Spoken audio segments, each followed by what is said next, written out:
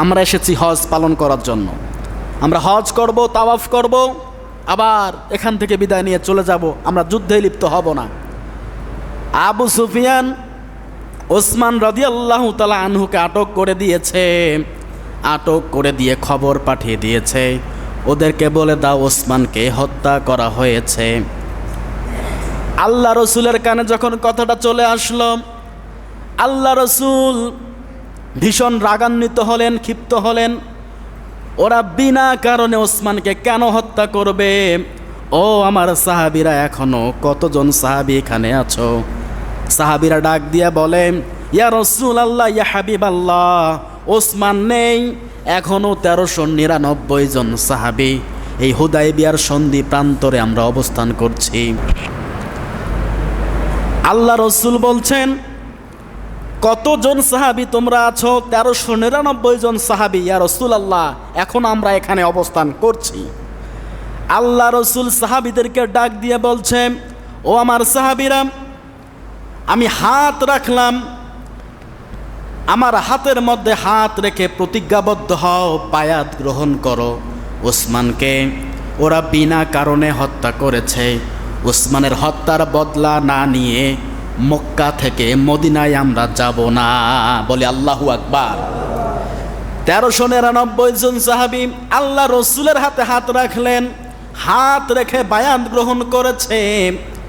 আল্লাহ পাক রব্বুল আলামিন ওই মুহূর্তে জিবরাইলকে নাজিল করে দিয়ে আয়াত নাজিল করে দিয়েছে, লাকাদ রাদিয়াল্লাহু আনিল মুমিনিন ইদ ইউবাইউনাকা তাহতাশ শাজারা ফাআলিমা মা ফি কুলুবিহিম ফাআনজালাস সাকিনাতা আলাইহিম وأثابهم فتحا قريبا। আল্লাহু আকবার। আল্লাহ পাক আরশ আজিম থেকে ডাক দিয়ে বলছেন, লাকাদ রাদিয়াল্লাহ, হে নবী, তোমার যতগুলো সাহাবী এখানে উপস্থিত, ওই সাহাবীদের উপরে আমি রাজি হয়ে গিয়েছি, সন্তুষ্ট হয়ে গিয়েছি। আনিল মুমিনিন, এরা কিন্তু সবাই মুমিন, ইমানদার। এরা কি? ইমানদার, এরা মুমিন। আমি আল্লাহ পাক এদের উপর রাজি হয়ে গিয়েছি।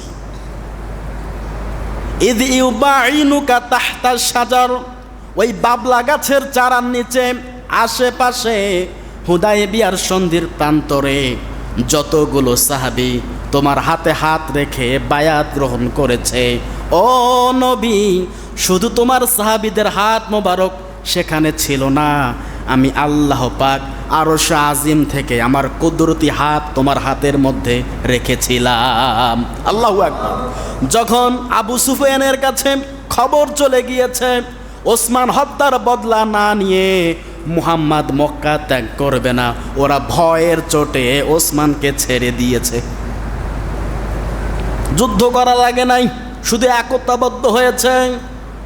অথচ 1400 সাহাবীর চেয়েও ওদের সংখ্যা অনেক অনেক গুণে বেশি ছিল ওই সময়।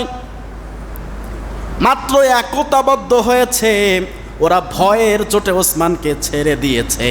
আজকে তামাম পৃথিবীতে যদি মুসলমানরা এক হয়ে যেত, ওই ইহুদি খ্রিস্টান পৃথিবী থেকে উল্টা পাল্টা পথ দিয়ে পালানোর রাস্তাও খুঁজে পেত না। কথা বলেন ঠিক কিনা?